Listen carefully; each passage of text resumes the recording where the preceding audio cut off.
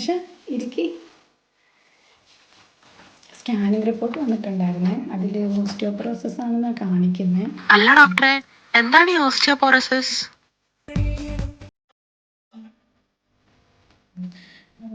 അച്ഛനാന്നേ വാഷ്റൂമിൽ പോയിട്ട് വരും, അത്യാവശ്യമായി.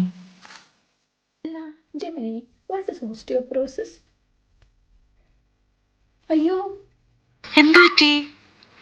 സ്റ്റിച്ച് ചെയ്ത് കിട്ടി, പക്ഷെ സ്കാൽപ്പെല്ലാം അകത്ത് നടക്കാൻ മറന്നുപോയി.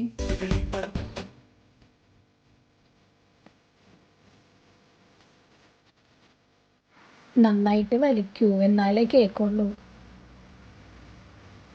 ഒന്നും കേൾക്കുന്നില്ലല്ലോടോ, തനിക്കെന്താ ഹാർട്ടില്ലേ?